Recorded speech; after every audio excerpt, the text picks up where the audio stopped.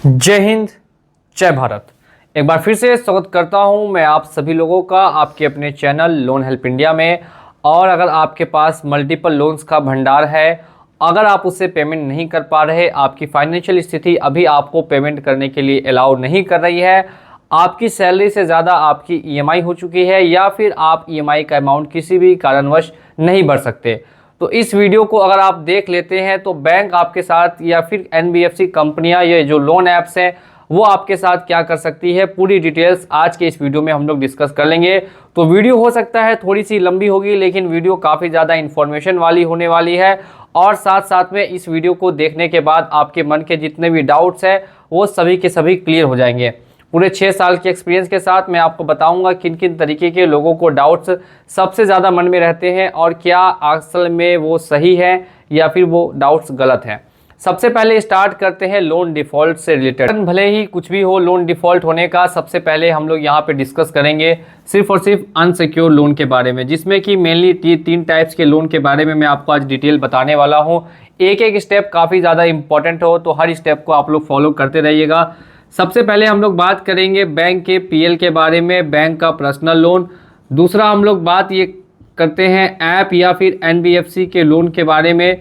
जितने भी app loan है वो सभी के सभी एनबीएफसी से दिए जाते हैं और कुछ ऐसी बड़ी बड़ी एनबीएफसी कंपनीज भी है जो लोन देती है, जैसे बजाज हो गई, पूनावाला हो गई। और नेक्स्ट हम लोग बात करेंगे क्रेडिट कार्ड के बारे में। क्रेडिट कार्ड भी एक तरीके का अनसिक्योर्ड लोन होता है, ठीक है।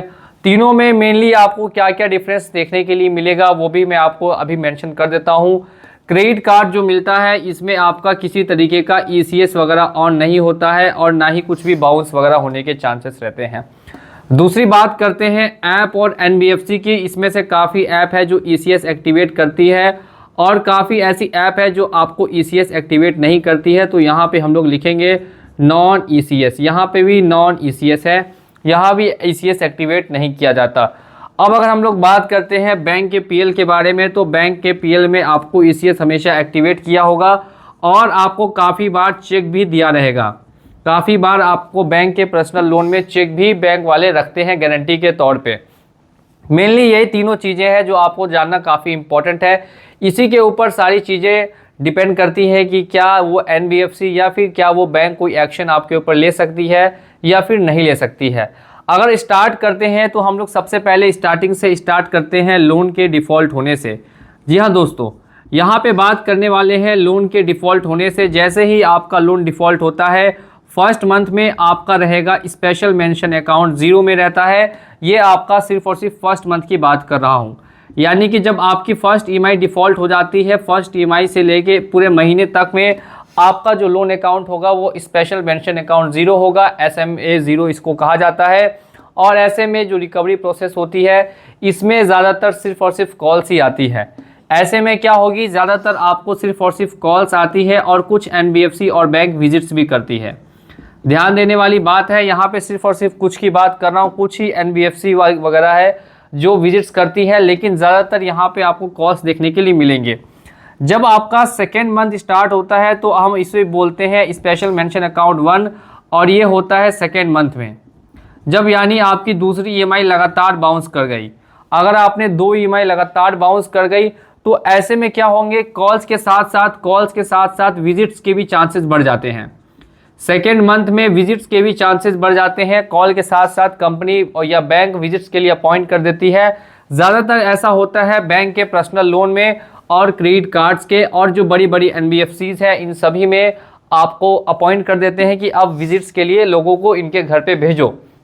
हमेशा विजिट्स डिपेंड करती है रिकवरी एजेंसीज वहाँ उपलब्ध है कि नहीं। ज़्यादातर जो रिमोट एरिया होता है, विलेज एरिया होता है, इसमें बैंक की पहुंच नहीं होती है और बैंक रिकवरी एजेंसीज को अपॉइंट वहाँ नहीं कर पाती है, इस वजह से वहाँ नहीं आते हैं। और बहुत सारे ऐसी बड़ी बड़ी सोसाइटीज़ होती है जहाँ पे लोगों को ढूंढना थोड़ा सा ज़्यादा मुश्किल हो जाता है। ऐसी जगह भी बैंक किसी भी तरीके से रिकवरी वगैरह को अपॉइंट नहीं कर पाती है विजिट करने के लिए। अब अगर थर्ड बात करते हैं, थर्ड ईएमआई जब आपकी बाउंस होंगी तो इसे हम लोग बोलेंगे स्पेशल मेंशन अकाउंट 2 और ये होती है थर्ड मंथ में। ये क्या होगा, ये होगा थर्ड मंथ में, ठीक है। ये तीसरे मंथ में होगा। यहाँ पे ज़्यादातर आपको कॉल्स और आपको एक ईएमआई के लिए प्रेशर किया जाता है। थर्ड ईएमआई बाउंस होने के बाद एक ईएमआई के लिए काफ़ी ज़्यादा प्रेशर किया जाता है, क्योंकि इसी के बाद स्टार्ट होता है लोन अकाउंट का एनपीए। एनपीए समझेंगे, एनपीए की बात की प्रक्रिया भी समझेंगे, ध्यान से सुनते रहिएगा। जैसे ही आपका थर्ड मंथ कंप्लीट हो जाएगा, इसके बाद एक ईएमआई के लिए आपको काफ़ी ज़्यादा फोर्स किया जाएगा। और बहुत बार ऐसा देखने के लिए मिलता है कि बैंक वाले क्या करते हैं कि अपनी तरफ से ही एक ईएमआई जो है वो आपके लोन अकाउंट में जमा कर देते हैं, ताकि आपका लोन अकाउंट एनपीए होने से बचे और उसे ये 1-2 महीने और लंबे समय तक के लिए खींच सके। जैसे ही आपकी थर्ड मंथ कंप्लीट हो गई, थर्ड ईएमआई भी बाउंस हो जाती है। थर्ड ईएमआई बाउंस होने के बाद भी आप 1 रुपये भी पे नहीं कर पाते हैं, यानी कि आपने अब लगातार 3 ईएमआई डिफ़ॉल्ट कर दी है। और लगातार 3 ईएमआई डिफ़ॉल्ट करने के जस्ट बाद आपको मैसेज अगर आए भी और नहीं भी आए तो आपको साफ समझना है अब आपका जो लोन अकाउंट है वो हो चुका है एनपीए। अब एनपीए क्या होता है, इसे हम लोग बोलते हैं नॉन परफॉर्मिंग एसेट, यानी जो आपका लोन है वो बैंक के लिए कोई भी फ़ायदा नहीं करा रहा है, आपके लोन से बैंक को किसी तरीके का फ़ायदा नहीं पहुंच रहा है, तो आपके लोन अकाउंट को अब एनपीए कर दिया गया। अब एनपीए करने के बाद की क्या प्रक्रिया है वो समझते हैं। अभी हम लोगों ने यहाँ पे समझा है लोन डिफ़ॉल्ट होने के थर्ड मंथ तक। अब हम लोग यहाँ पे बात करेंगे कि एनपीए के बाद किस तरीके से ये लोग किसी लॉयर को और साथ साथ में किसी थर्ड पार्टी रिकवरी एजेंसी को हायर करते हैं, इसके बारे में समझिए। जैसे ही लोन अकाउंट आपका एनपीए होता है तो यहाँ पे 2 चीज़ें होना एकदम इम्पॉर्टेंट है। आपको नोटिसेस देखने के लिए मिल सकते हैं, किसी लॉयर या किसी लीगल आपको फर्म के द्वारा बार बार आपको नोटिसेस देखने के लिए मिलेंगे।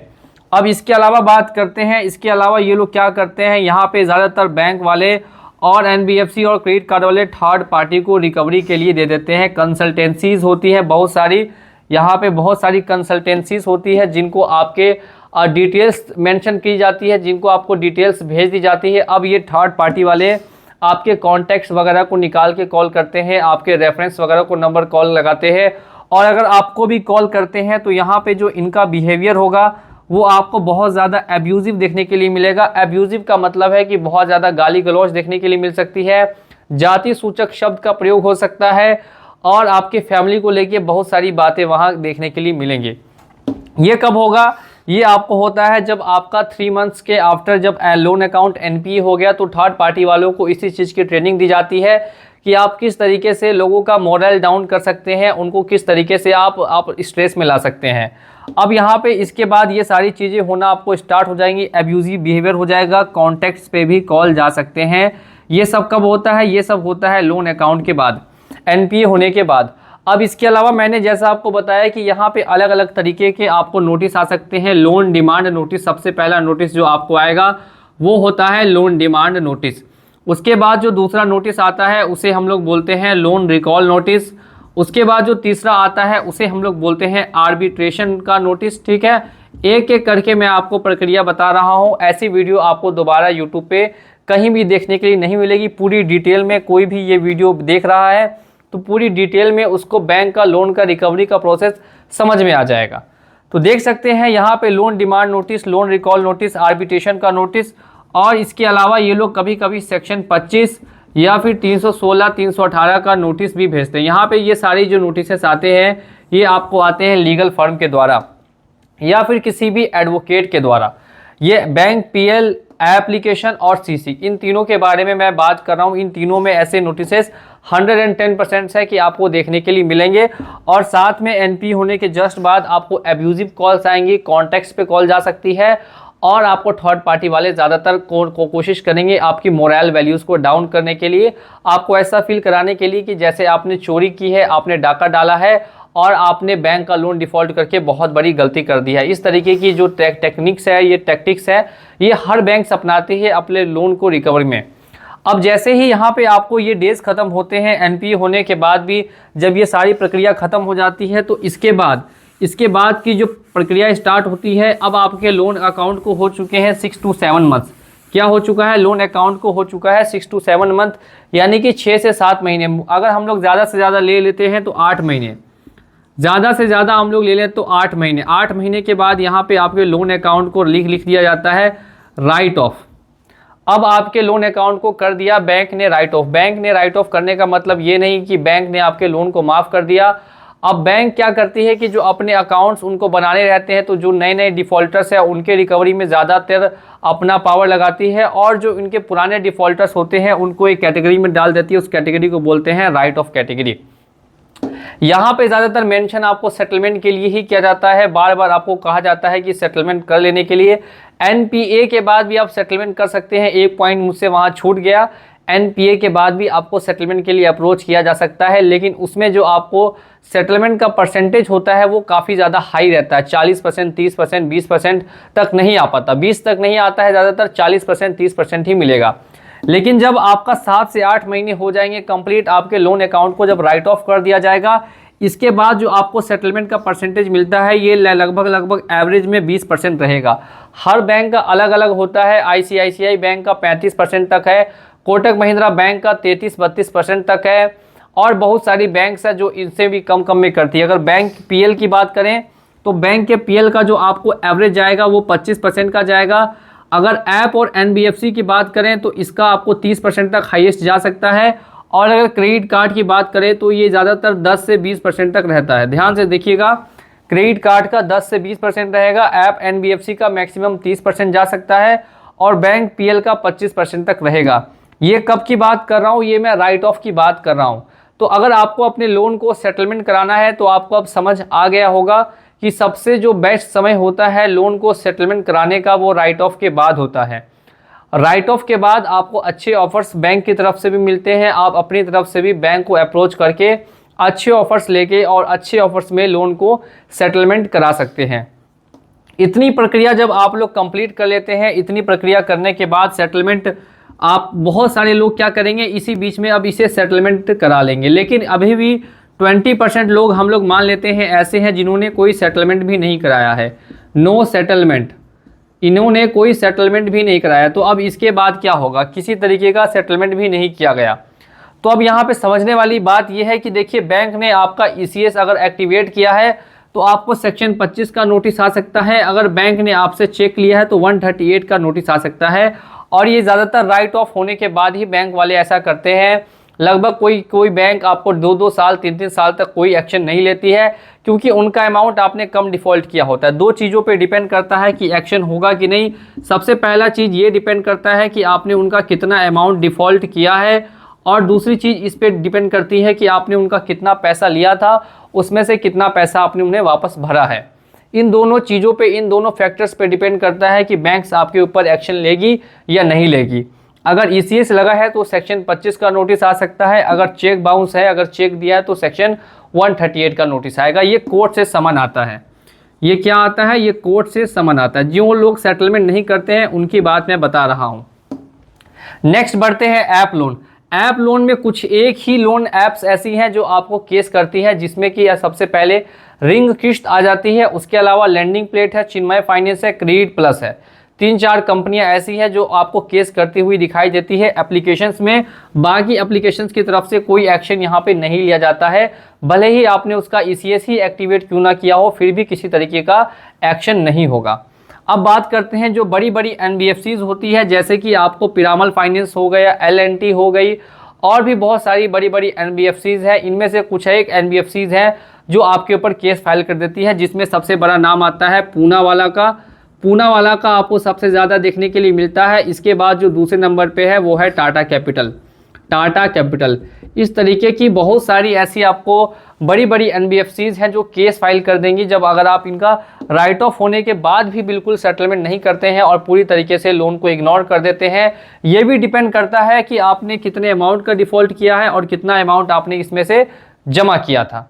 क्रेडिट कार्ड की बात करें तो क्रेडिट कार्ड में सिर्फ और सिर्फ कोटक, क्रेडिट कार्ड में ज़्यादातर कोटक ही ऐसा यहाँ पे आपको लोन अकाउंट है, जिसमें आपको सेक्शन 316 और 318 की धारा में आपको ये जो होती है ये चीटिंग और फ्रॉड की है, इसमें आपको समन आ सकता है कोर्ट से। अदर ज़्यादातर क्रेडिट कार्ड्स में ऐसा कुछ भी देखने के लिए नहीं मिलता, भले ही क्रेडिट कार्ड की लिमिट 5 लाख 7 लाख क्यों ना हो, क्योंकि इसमें आपने ईसीएस एक्टिवेट नहीं किया है, और ईसीएस एक्टिवेट नहीं किया सेक्शन 25 नहीं लग सकता।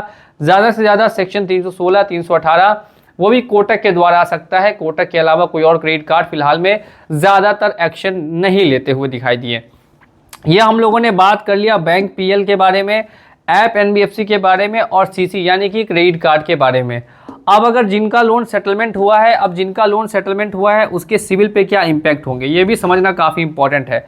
देखिए, जिनका 1 या 2 लोन सेटलमेंट हुआ है वो अगर चाहे तो 6-7 साल बाद दोबारा भी अपने सिविल को ठीक कर सकते हैं, वो सिविल हिस्ट्री से क्लियर हो सकता है।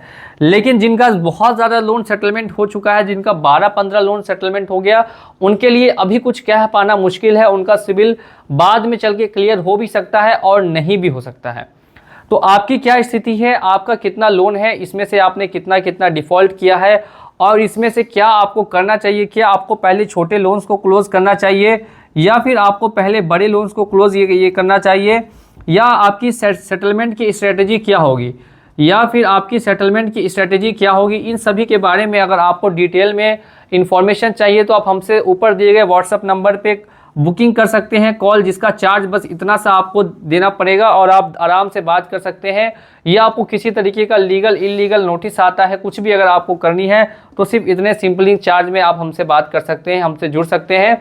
ऊपर में व्हाट्सएप नंबर दिया गया है। उम्मीद करता हूँ कि ये वीडियो आपको पसंद आई होगी। वीडियो अगर पसंद आई है तो वीडियो को लाइक कर दीजिए और ऐसे ही वीडियोज़ देखने के लिए चैनल को सब्सक्राइब कर दीजिए।